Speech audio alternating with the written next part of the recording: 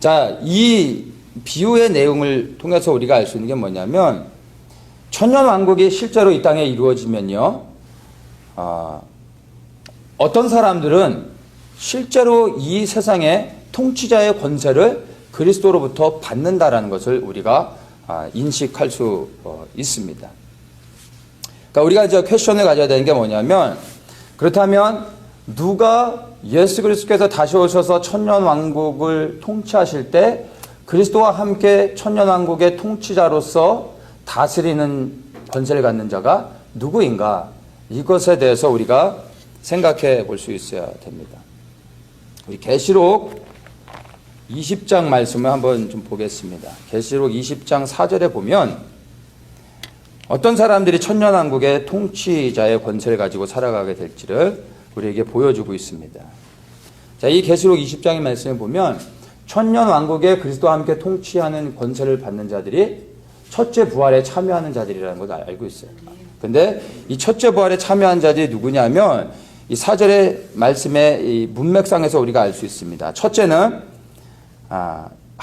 예수의 증거와 하나님의 말씀을 인하여 목배임을 받은 사람들입니다. 그러니까 죽은 사람들이에요. 그러니까 이 사람들은 그냥 과거에 예수님을 믿는 믿음을 지키다가 순교한 사람들을 말하는 게 아니에요. 그러니까 예를 들어서 일제시대 신사참배를 거부하다 순교하신 주기철 목사님 같은 분이 첫째 부활에 참여해서 통치자의 권세를 받는 게 아닙니다. 그러니까 그분도 나중에 이제 부활하겠지만 이 첫째 부활에 참여한 자가 아니라는 것입니다. 여기서 이제 그 다음에 뭐라고 얘기하냐면 두 번째 그 천년왕국의 통치자의 권세를 갖는 두 번째 부류의 사람들을 짐승과 그의 우상에게 경배하지도 아니하고 이마와 손에 그의 표를 받지도 아니한 자들이 살아서 이렇게 말하고 있어요. 그러니까 이 문맥상에서 보면은 짐승에게 경배하지 않고 그리고 표를 받지 않아서 죽임을 당한 사람들이 먼저 부활하게 됩니다. 그리고 짐승에게 경배하지 않고 표를 받지 않으면서 끝까지 살아남은 사람들, 믿음을 지키고 살아남은 사람들, 이 사람들도 이제 첫째 부활에 참여하면서 새로운 몸을 입게 되는 거예요. 이 첫째 부활에 참여한 자들은 둘째 사망을 당하지 않는다고 말해요. 이 둘째 사망은 곧 14절에 보면 둘째 사망 곧 불못이라 이렇게 말하고 있거든요. 불못, 영원한 불의 형벌. 마지막에 사단과 사단에게 속한 모든 자들이 들어가게 될 것이거든요.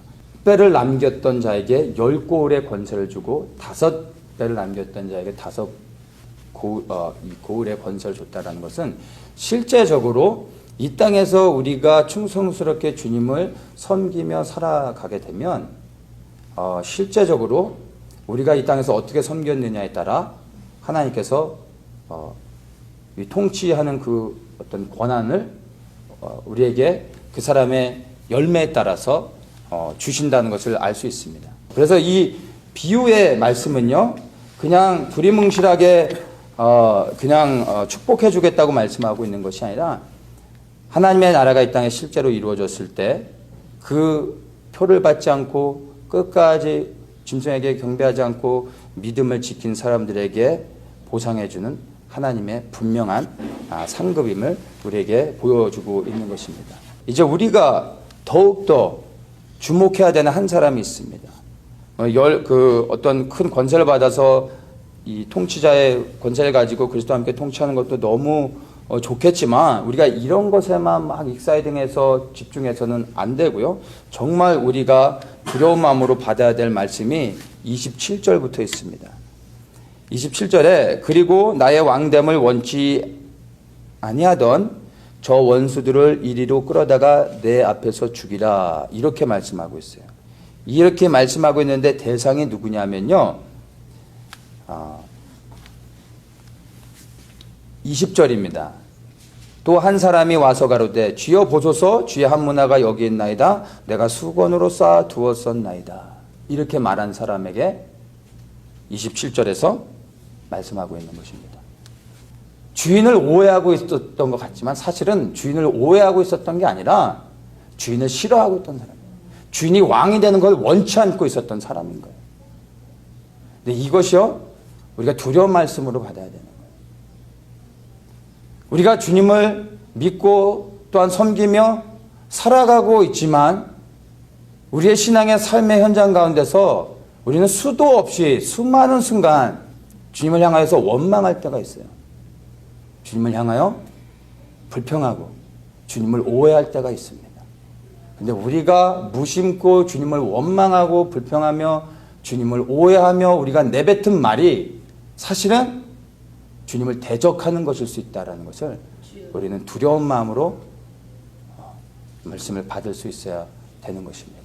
이것이 교회 바깥에 있는 사람들이 아니라 교회 안에서 예수님을 믿는다고 하는 사람들이 예수님을 향하여서 너무나 쉽게 판단하고 그리고 자기의 기준에 맞춰서 정죄해버리고 예수님을 원망하는 이러한 모습들이 우리 안에 있는 것입니다. 우리가 이해되지 않는 주님의 모습을 발견하고 해석되지 않는 것들이 있을 때요. 첫 번째 해야 될 일은요. 입술을 다무는 겁니다. 말하지 않는 것입니다.